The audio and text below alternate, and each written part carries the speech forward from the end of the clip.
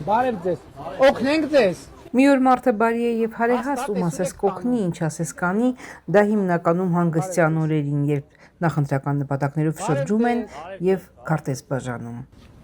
Լավ եք։ Իսկ հա խորհրդարանում նույն մարդը կարող է մոռանալ, որ ինքը բարի է։ Դուք բացի շուն ու շանգյալից ուրիշ որևէ կարգավիճակ չեք կարա ունենաք։ Չեք կարա ունենաք։ Դուք ընդհանրապես ով եք։ Դուք ընդհանրապես ով եք, ես այդ պատերազմի երրագլուխ, քառագլուխ կուսակցություններին եմ ասում, պլյուս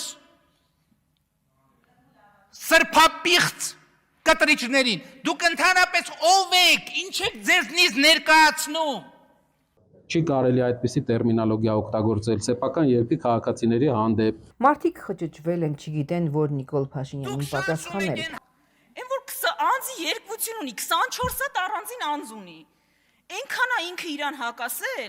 այնքան է ինքը իրան հակադարձել, սենց հակառակում համոզել, էլ չգիտես, որ Նիկոլ Փաշինյանին բանանես պատասխանես, պատասխանես այն Նիկոլ Փաշինյանի, որ ասում էր Արցախ Հայաստանա, թե վերջ, թե որ ասում է Արցախ Ադրբեջանա ու վերջ։ Ուժեղ Հայաստանը նախընտրում է անգամ չպատասխանել։ Անգամ մենք արձագանքեցինք իրեն իր ոճով, որի համար ճիշտը որ ասեմ, ինձ դուր չի գալի այդ արձագանքման մեթոդը, ինձ դուր չի գալի այդ շփման ձևը իրար հետ, քաղաքական շփման ձևը, որովհետև դա բերում է նրան, որ փոքր տարիքի կամ երիտասարդ նոր սկսնակ մարդիկ են երիտասարդներ են մեզ դիտում ու կարող են սխալ հետևություններ անել այս աշխարհում առաջնահերթությունների մասին։ Ընդհանրապես մեզ հայտնի է, որ Լեռնեցի տղամարդը երբեմն հայհոյում է, ասում է Նարեկ Կարապետյանը։ Անձամբ ինքը հայհոյանքին դեմ է։ Այս խոսույթի պատասխանատվությունը կրում է մեր քաղաքական դիսկուրսը, որ եկել է փող վիրավորանքների դաշտ։ Մենք պետք է այդ խոսույթից դուրս գանք։ Ինձ անձամբ դուր չի եկել ու չի գալիս որևէ վիրավորական խոսք, դա բացասական էմոցիաներ են առաջացնում, չկա այդտեղ հաճույք, չկա դրական բան։ Հայհոյախոսություններով, վիրավորանքներով այս իշխանությունների հետ մրցել հնարավոր չէ եւ իմաստ էլ չկա։ Դա վաղուց է հայտնի, որ մեր երկրի վարչապետը հատել է վարչապետին վայել կեցվածքի շատ գծեր։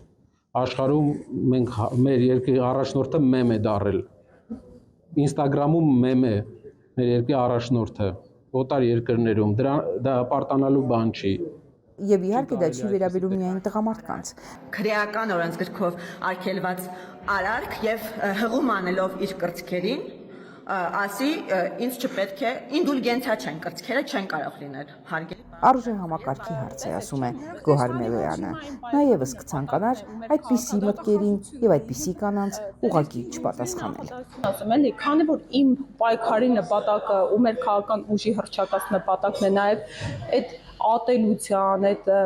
որ ներմուծել է այս քաղաքական ուժը, հա, այդ բաժանարար գծերի վերացումը, ես հիմա չեմ փորձի, հա, պիտակա, ինչքան է որ թողունքս մեծ է, ես շատ ցավում եմ, որ շատ իրավաբաններ, ովքեր հետագիծ ունեն, այնուամենայնիվ զիջեցին իրենց մասնագիտական արժանապատվությունը որոշակի ամբիցիաներից կամ նպատակներից ելնելով։ Բայց ես զգում եմ, որ նրանք զիջում են մասնագիտական, այսպես։ Ես շատ ցավում եմ դրա համար։ Զեղչում են իրենց մասնագիտական գիտելիքները։ Ու շատերը շատ բաներ զեղչեցին, այո, դա արձանագրված փաստ է։ Ես շատ խոր ցավ եմ դրա համար ապրում, բայց ես պայքարում եմ, որ այդ բոլոր մեր երկրի հակաիրավական արարքներին թող տա իրավունքն ու օրենքը գնահատական։ Ես պայքարում եմ, որպեսզի իմ երկրում դատավոր բացառապես իր խղճով եւ օրենքով կաշկանդված լինի, ոչ թե WhatsApp-ային կամ խմբագրային արդարադատությամբ կամ զանգերով։ Ես պայքարում եմ, որպեսզի այդ երկակի ստանդարտներից վերացարկվենք ու ես պայքարում եմ, որպեսզի ի վերջո մեր մեջ ներդրված հատուկ հրահրված տեխնոլոգիա պես այդ միջազգային ատելությունը վերացվի ու ի վերջո հայը հային հանդուրժի, հայը հային կարեկցի ու ապրումակցի, անկախ մարդկանց քաղաքական հայացքներից։ Սա նախընտրական Հայաստանն է։ Առաջիկա ընտրություններին մասնակից ուժերը դեռ նոր են սկսում ցուցադրել իրենց իրական խոսույթը, իրենց իրական մտքերը եւ վերաբերմունքը հանրության նկատմամբ։ Նրանք խոստանում են մեզ դեռևս զարմացնել։ Շակի Ավոյան, Հրապարակ։